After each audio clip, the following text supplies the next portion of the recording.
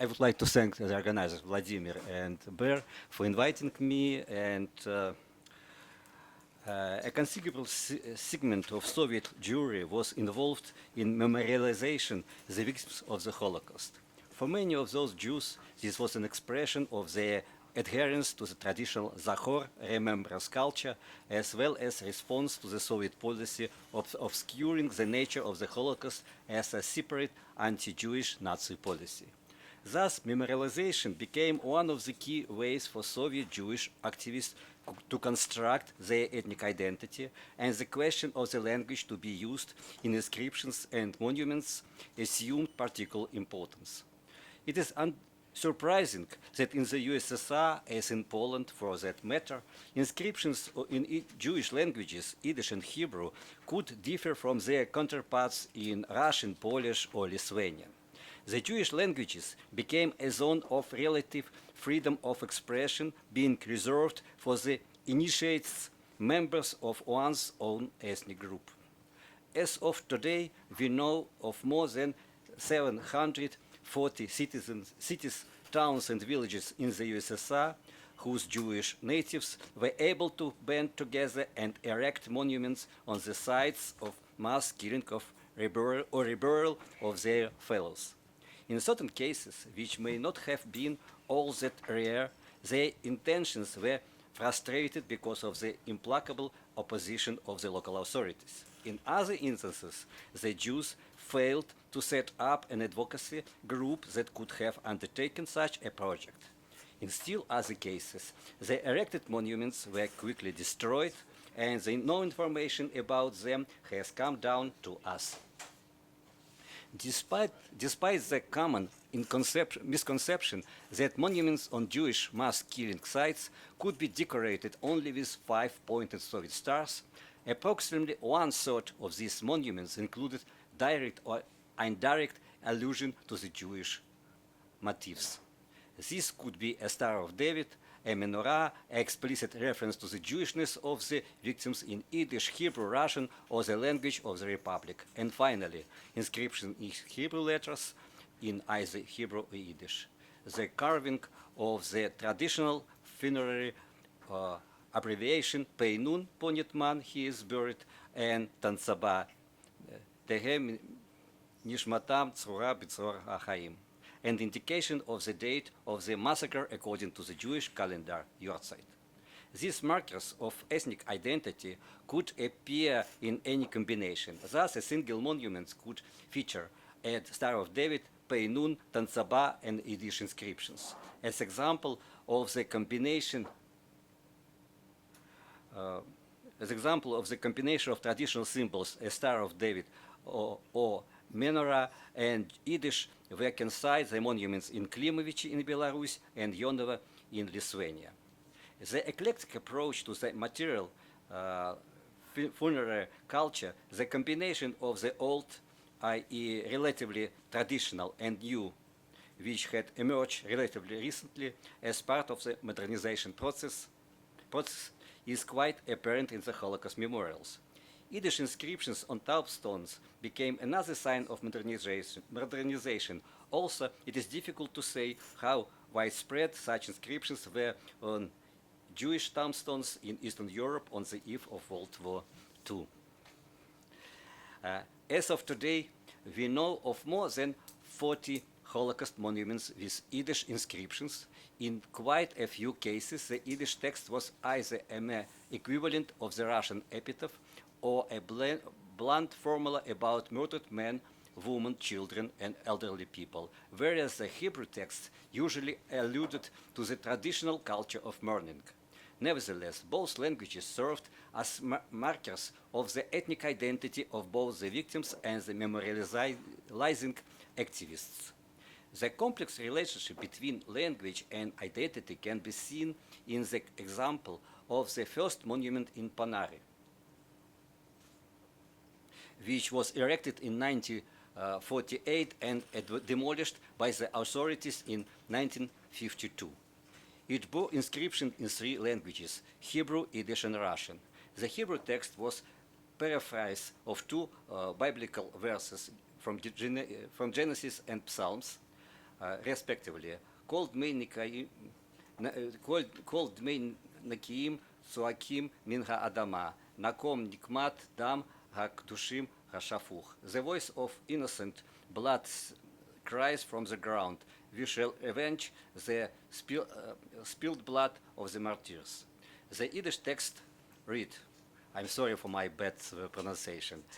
Ewige Ondenk war umgebrachte deutschen Wilner und andere Iden durch die hitlerische faschistische Mördersonnen von der Menschheit. Hebrew seemed to emphasize the continuity of tradition. Russian was not just a necessary attribute to the Soviet officialdom, but also a reminder to non-Jews that the victims were Jews, as indicated by the very use of the word Jews, whereas Yiddish embodied ethnic loyalty to its modern form. Characteristically, the Russian and Yiddish inscriptions are virtually identical. The assignment of different functions of these three languages is also manifested in a very peculiar form in the monument in Pavlovich, in the eastern part of Ukraine. The overall Cyrillic inscription includes Russian transliterations of Ashkenazi Hebrew and Yiddish. Мы всегда молимся, Russian. We always pray. Бияд аскорос нишмасхем, Hebrew, in memory of your souls. И горько рыдаем, Russian. And weep bitterly, ваши friend, Russian, your Yiddish friends. Here, the Yiddish word friend emphasizes the emotional closeness of the markers of the monument to the victims of the Holocaust, a nuance that was missing from the Russian and Hebrew equivalents. This functional separation of languages is even more explicit in the large memorial plaque at the Tahara Kodesh synagogue in Vilnius, which appears to have been installed in the early 1950s. The Hebrew text in the left section of the plaque is a catalogue of the traditional funerary formulas which are frequently reproduced on Holocaust memorials in various places. It contains numerous allusions to the Hebrew Bible, thereby seemingly reinforcing the traditional aspect of the culture of the mourning. Conversely, the information about the destroyed community of Vilnius and Kaunas, which is rather detailed, considering the format, is given in Yiddish, which serves as a secular profane language. The names of the vanished communities and the dates of the massacres, the yahrzeit, are presented in the Hebrew alphabet, and in this case, the spelling happens to be identical to Hebrew and Yiddish. Remarkably, the official languages, Russian and Lithuanian, are completely absent from the plaque. It seems that in the conditions of the post-war Vilnius, the area of synagogue, which was ethnic by definition, was exempt from the requirement of Soviet officialdom. A similar Yiddish inscription may be found on the plaque of the Peitava synagogue in Riga. For many of the memorialization activists, Yiddish had been the vernacular of the traditional segment of the rural and urban Jewish population who had perished in the Holocaust, and this language also symbolized an emotional connection to the victims. Besides, Yiddish, unlike Hebrew, was recognized as official Jewish language in the USSR. It was used by the Soviet Heimlich journal, and books were published in it. When the memorialization activists ran into difficulty in their attempt to erect a monument, they could show these approved publications from Moscow to the wavering local officials, thereby demonstrating the legitimacy of Yiddish culture in the USSR. Remarkably, when they used the term Yiddish language in their letters to the authorities, they could refer either to the kosher Yiddish or to non-kosher Hebrew, which was permitted only cemeteries and synagogues. Some Yiddish inscriptions conveyed a particular message, and this was true even of texts conforming to the rules of the Soviet discourse. Thus, the Yiddish inscription in Shekiai, Lithuania, was full of Soviet propaganda cliches. However, it also mentions the Lithuanian nationalists who had directly participated in the Holocaust. Welche seien der Morde geworden von deutschen Faschisten und litwische bourgeoisie nationalisten. These unusual scenes that are subject of the collaboration came up very rarely in Soviet-era Holocaust monuments, being regarded as a state monopoly, possibly out of a desire to make up their transgression, the reference to the nationalists was followed by a phoning profession of loyalty.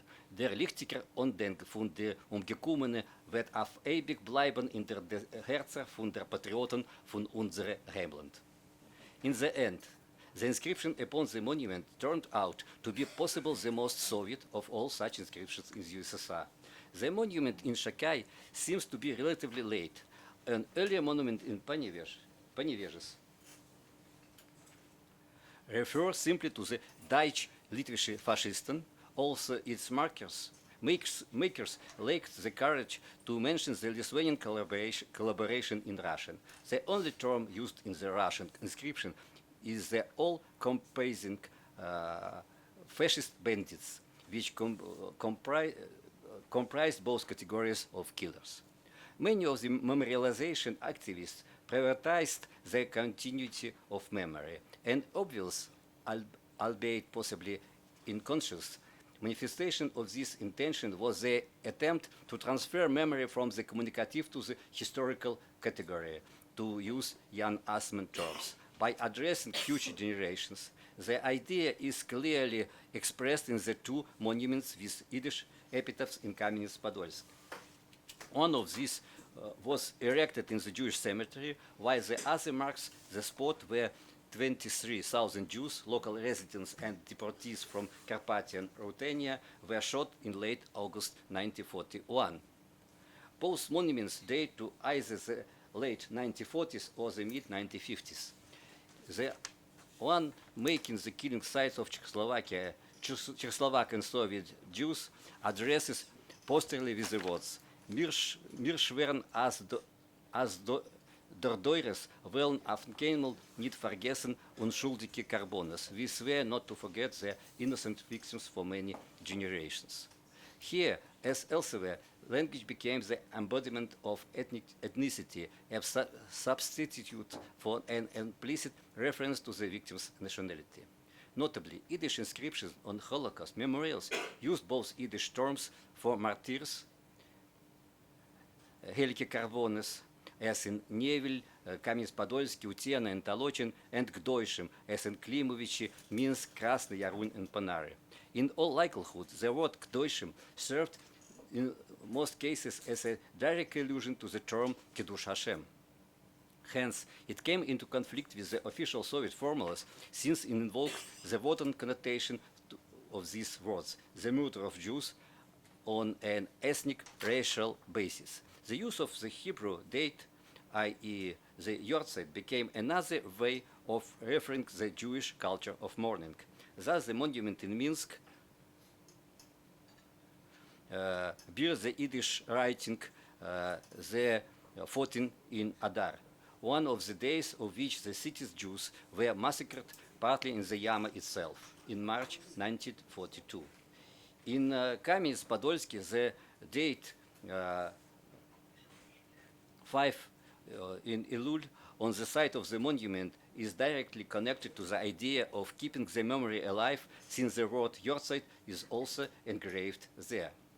The Yiddish spelling used on any given monument serves as a good indicator of the eclectic identity of Soviet Jews. The majority of texts conform to the rules of the Reformed orthography, with words of Hebrew origin given in the phonetic transcription and with the special final letters Sophit, which was adopted in the USSR in the 1930s. Some inscriptions do feature final letters. In all likelihood, these are from the monuments erected after 1961, and they reflect the influence of the orthography used in the Sovietisch Heimland Journal. Nevertheless, one can occasionally find inscriptions using the traditional orthography, and not just in the annexed territories, as might have been expected, but also in the old USSR. The choice of orthographic norm may also have served as a marker of local identity, as, for example, in Jēkabpils, Latvia. In that case, the use of an old Germanized form in Yiddish may have emphasized the particular culture orientation of the Jews of Courland. However, such forms may also reflect the desire of the local memorialization activists to profess their loyalty to the true non-Soviet Yiddish culture. Individual words in this old Germanized form can also be seen on the monument to the Holocaust victims at the Jewish cemetery in Mogilov, Belarus. In all likelihood, it was the desire to demonstrate one's belonging to some elite stratum of Yiddish literature that led to the creation of the partial inscription on the monument in the former Kalinindorf in 1948. It conformed to the norms of Soviet orthography, but consistently used the letter Tav instead of Tet. We do not know how much importance the Jewish memorialization activists attached to imbuing the monuments with ethnic content, including Yiddish texts, when they were forced to retreat in the face of the implacable opposition of the authorities. Some of them may have thought that in the Soviet conditions, it was better to erect any monument at all than suffer defeat because of their insistence on one with ethnic content, even in the officially approved Yiddish. We may also assume that the desire to proclaim one's Jewish identity was stronger than what we see in the memorials themselves. For instance, the monument in Krupke was perfectly neutral, but the homemade invitation to the ceremony in 1981, which featured Russian and Yiddish writing, pointed to the ethnic content of the event despite the markedly Soviet text. The invitation cites the famous words of Olga Bergholz, which had become the embodiment of the official memorialization culture in the USSR. And yet, the depiction of menorah, with its stylistic resemblance to the Israeli state emblem, strengthened the ethnic component. Thus, the memory of the Holocaust could exhibit pronounced ethnic traits, which were often strongly colored by Soviet influence. Yiddish inscriptions on monuments became one element of the eclectic Soviet Yiddish memorialization culture. Thank you.